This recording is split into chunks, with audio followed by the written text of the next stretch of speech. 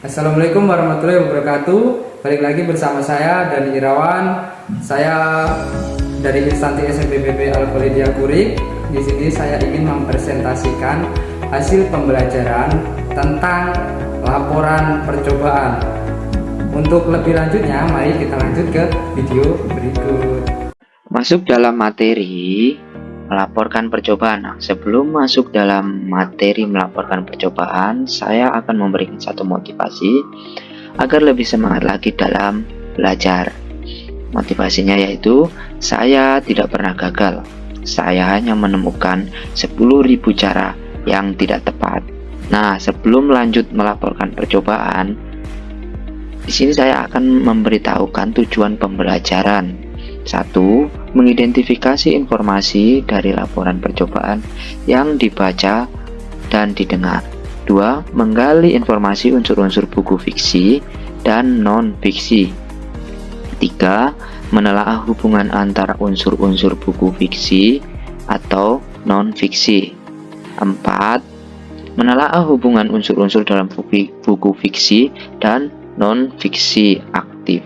5. Menelaah struktur dan kebahasaan dari teks laporan percobaan yang didengar atau dibaca.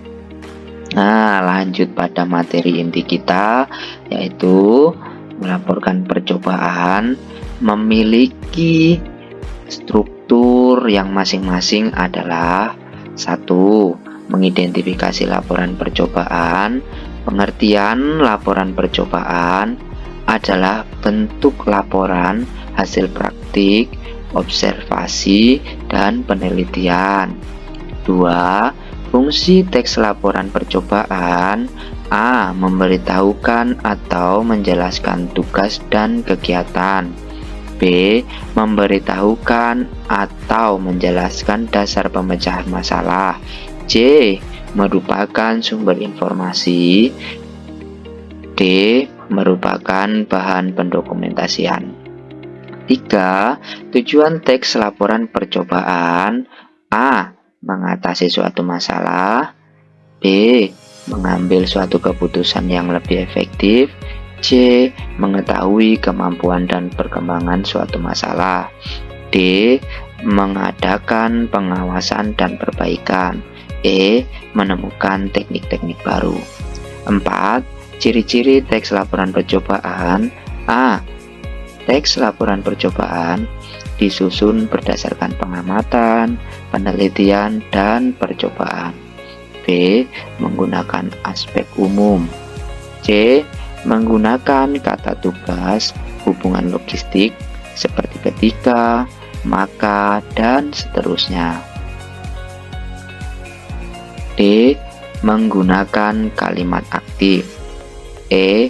Menggunakan kata kerja aktif untuk menggambarkan proses dan aksi. F. Menggunakan urutan kegiatan. G. Menggunakan kata benda dan frase benda.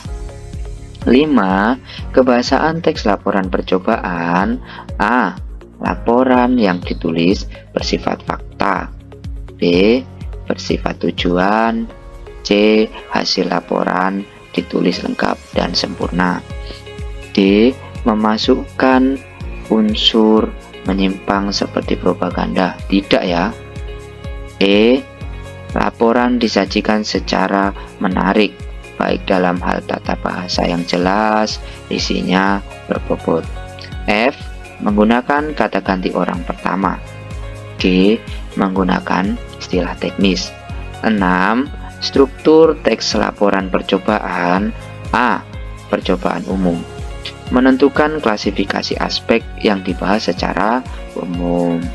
B.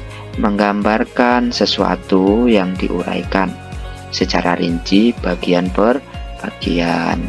Kebiasaan atau kebutuhan, penggunaan bahan dan alat, serta perilaku alamiah dan hal khusus. 7. Dalam menuliskan laporan percobaan, ada sistematika penulisan laporan percobaan. 1. Judul. 2. Objek. 3. Pelaku percobaan. 4. Tempat dan waktu percobaan. 5. Tujuan. 6. Bahan dan alat. 7. Langkah. 8. Hasil laporan percobaan. 9. Simpulan. Dan 10. Daftar pustaka. 8. Model teks laporan percobaan itu ada 2. Yang pertama, judul. Laporan hasil pengamatan merupakan suatu hasil dari sebuah pengamatan yang dilakukan dengan tujuan untuk menginformasikan hasil yang telah diperoleh kepada banyak orang atau sekelompok orang. 2. Percobaan atau eksperimen. Teks yang menjelaskan tentang sebuah percobaan yang dilakukan oleh penulis, baik itu karya ilmiah maupun laporan praktik. Sedikit saya berikan proyek atau praktik dari siswa. Mari simak video proyek atau praktik yang sudah dilakukan oleh siswa. Pada proyek bisa disimak video berikut.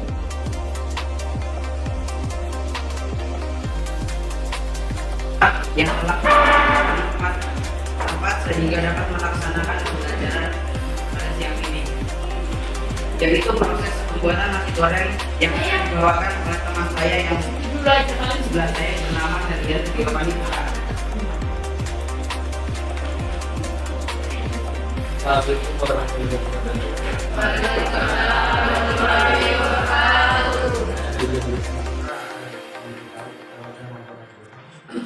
Sebagai makanan pokok masyarakat Indonesia, nasi sering kali dibuat menjadi beberapa variasi.